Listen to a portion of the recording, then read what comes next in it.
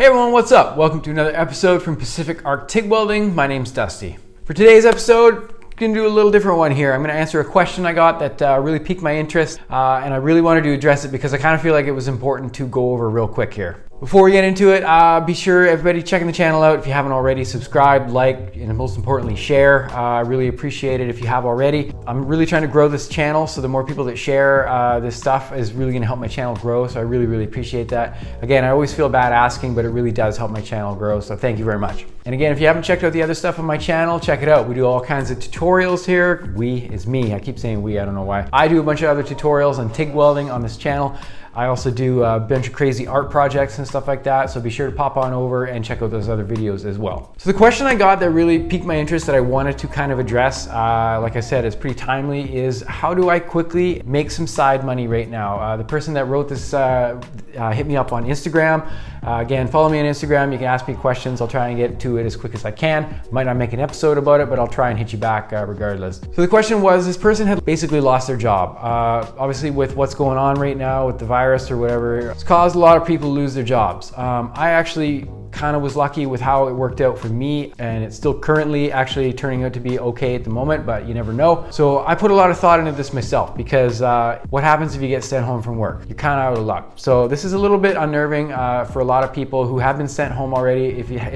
If you're on the receiving end of that, my heart goes out to you. That sucks. I hate hearing about people lose their jobs and stuff like that. So hopefully everything's cool with you wherever you are, and hopefully if you're watching this in the future, this is all just something we kind of move on from, and it's not, obviously it's a big deal, but nothing that's gonna mess us up or mess people up for too long. So it's something that's crossed my mind, definitely. Like I said, I'm cool with what's going on here right now, but it's something that I put some thought into because I wanted to see how could I kind of support myself if I did need to do that. I have 2 kids, I have a wife, I have 2 dogs, cats, I got a house I got to pay for and all this stuff. So it's definitely pretty important that we think about how we can keep ourselves afloat as welders, whether you're working for a big company or if you're thinking of starting a little side hustle or something like that, a little weekend gig to make some extra change.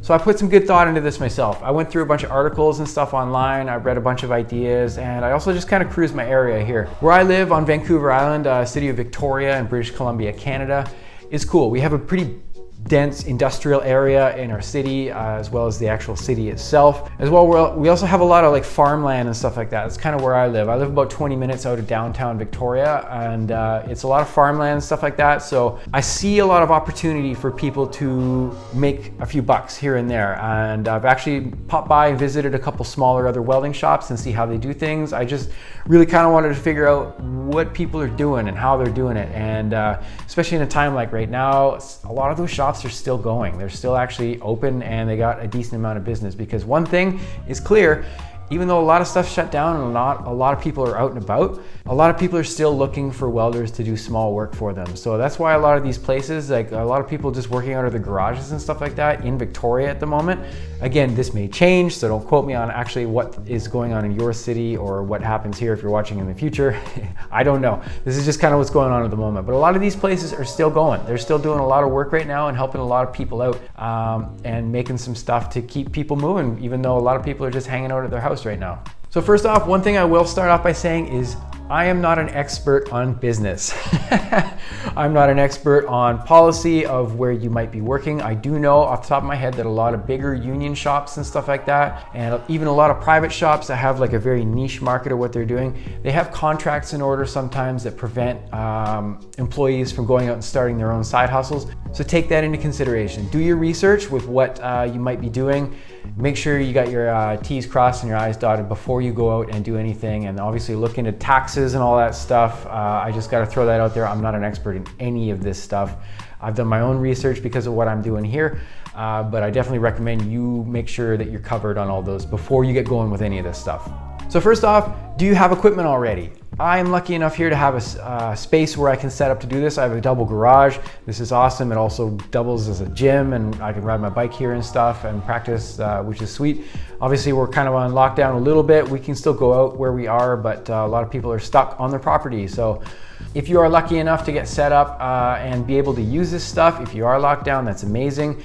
In the future, if everything's back to normal, it might not be a bad idea to think about having some of this stuff at your house in case anything like this, who knows, it might happen again. Not a bad idea to have some of this stuff ready to go at your house. So for example, at my house, I have my argon gas for all my TIG welding.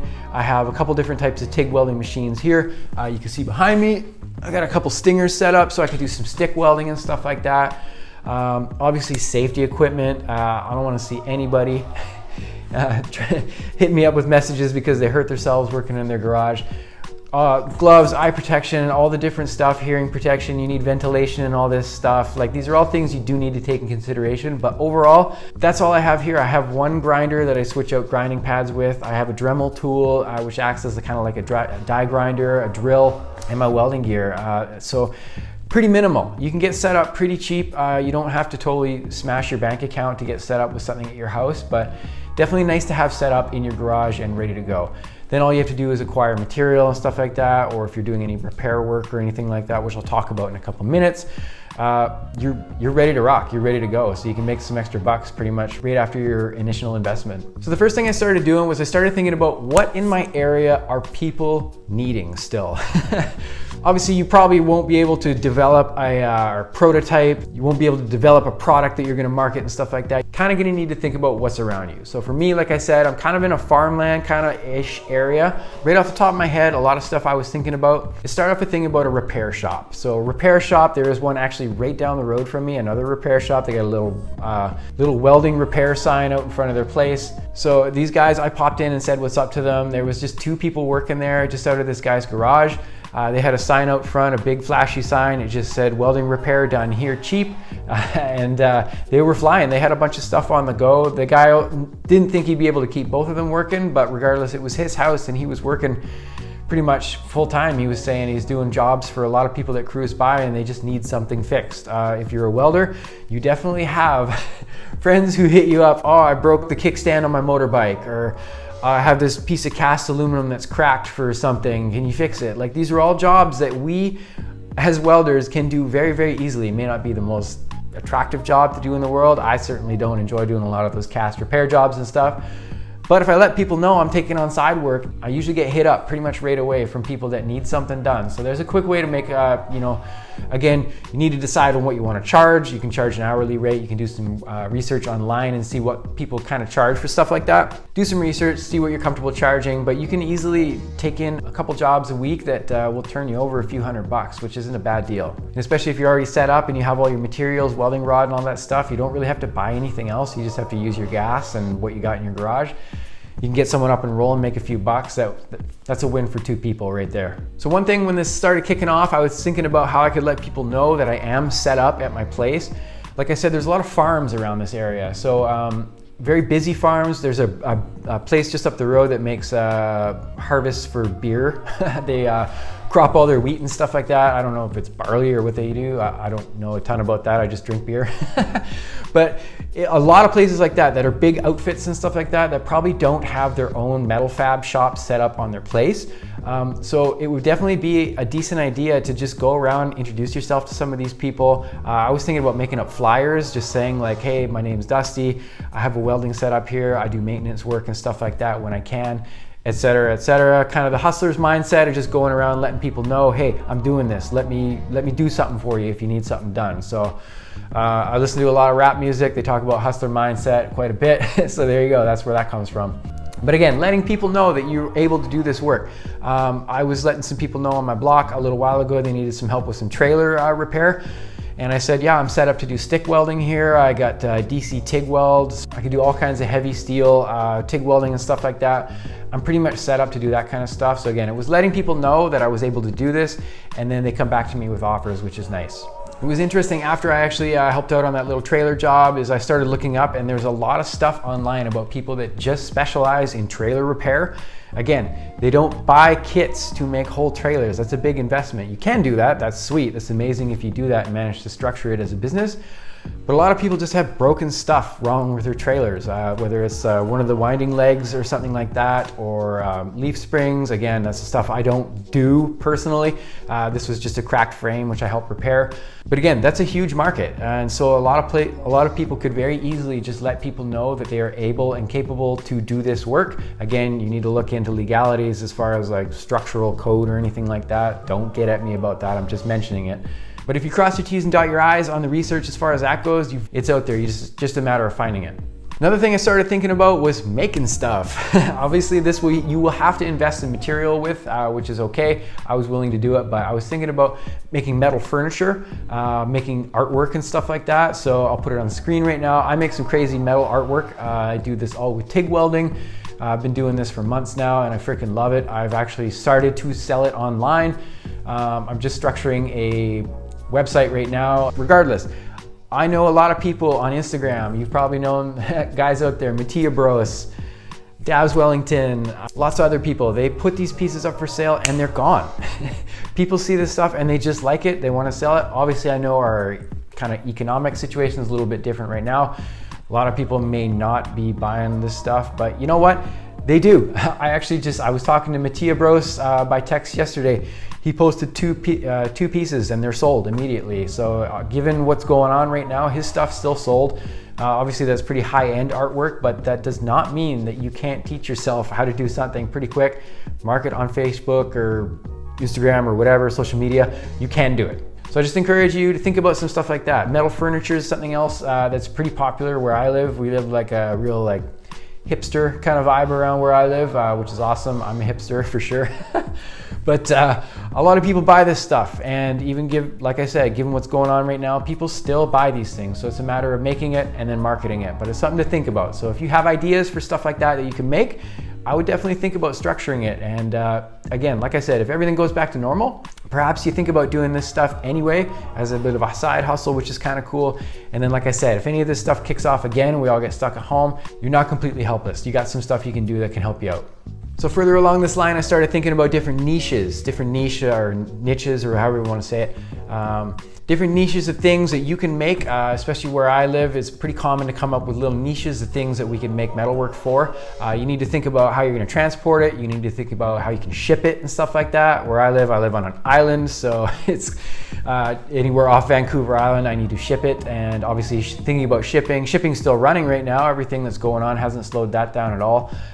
So think about that. That's definitely something you need to take into consideration if you're going to be shipping, if you're going to be making things that need to ship. But a bunch of different ideas that I had was stuff like, really popular where I live is fire pits, fire racks for logs and stuff in fireplaces, fire guards for fireplaces. There's like 3 items right there you could bang out, and definitely, I guarantee, especially where we live, a lot of people burn wood to heat their houses. And again, I'm sure if you look in your area, you'll probably see a lot of people that do likewise. So fireplace type stuff, outdoor fire pits are really popular right now. You can look online and see a million different videos of how to make a fire pit that's very, very simple from pretty basic material. Again, that's all mild steel stuff, so you don't even have to buy like super expensive material. You'll just need to be able to put it together, weld it properly, and then market it, like I said. Fence panels for fence parts. I've seen a couple websites on people how to make brackets for fence panels and stuff like that. That's a big one. Hinges, latches and stuff like that, custom gate handles. I've even made custom gate handles for people. It's just super simple. It's round bar that you just bend into some crazy shapes, heat it up with a torch. I didn't even have, funny story is I actually made one that was pretty cool. I don't have pictures of it unfortunately, but I just heated it up just running dry arcs with my TIG torch over it until it was hot enough, and then I could bend it and manually kind of like shape it how I need to, and then I ground it all after with a grinder and it looked dope. It was super easy to do, and I got paid a decent amount to do it. So it's definitely something you could do. Maybe think around that. Maybe think of some ideas of something like that you might be able to bang out with material that you have. A lot of stuff I see made around here. I've seen a few ads of people asking if people know how to make sign holders. So again, frames for signs like real estate, stuff like that. I've seen a lot of address signs. I've actually seen ads from people on Facebook asking if anybody knows anybody that can make them a cool address for their house. So again, that's something that may require a little bit more hustle. You trying to find some places that may be interested in some stuff like that, but those places are out there. I've seen ads for it, I've seen articles. You can look online and see tons of people that make those things. You can YouTube it, watch other people's channel and see what other people are doing to make cool address signs and cool kind of like sign holders and stuff like that. People will buy those things. It's just a matter of finding a cool design that you can replicate with material that you can get and then marketing it and selling it.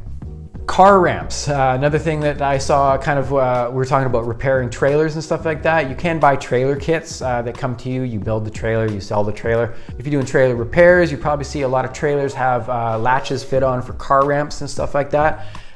In the past, I have made a few of those for people. It's very simple. Again, just some like expanded steel welded onto some frame or something like that, and then hooks that latch onto whatever trailer they have. Again, these are all just kind of vague ideas. Again, I'm just trying to think of random stuff thrown out there, different things that people could make. But these are all different ideas that you could very easily look online and look for some side hustle stuff, and then go on YouTube, research it. Go on YouTube and do all the research you need to, and then see like all the metal shops where I live right now are still open. A little bit different. You can't go into the offices and stuff like that. You got to pay in advance. I can still get as much material as I need to, but it's out there. It's just a matter of getting the idea together and then going out and doing it. Again, the last kind of thing I thought of was a mobile welding setup. So if you have a truck that has a generator type welder on it, those people probably haven't slowed down with work at all, especially if you work for yourself. This is something, again, all you need to do is learn how to market yourself, get the word out there that you're doing this, especially if all of a sudden you got sent home from your job and you're set up, but you're not doing it all. But you're not doing it currently. You just need to let people know that you're taking on work and doing that. And again, you can do that with social media and stuff like that. So that's another one. If you can get set up with a mobile welding service, that's kind of like the dopest setup possible as a welder, to have a setup that you literally just go out, flash up your, you can take it through a drive-through to get a coffee as well. But you can take your business to someone's house. And like I was saying, for a lot of farmland type stuff where I live, it's pretty simple just to meet someone at their property, take a look at what they need done, and chances are you'll have everything you need there to take care of it on site, which is sweet. And then you leave with some bucks in your pocket.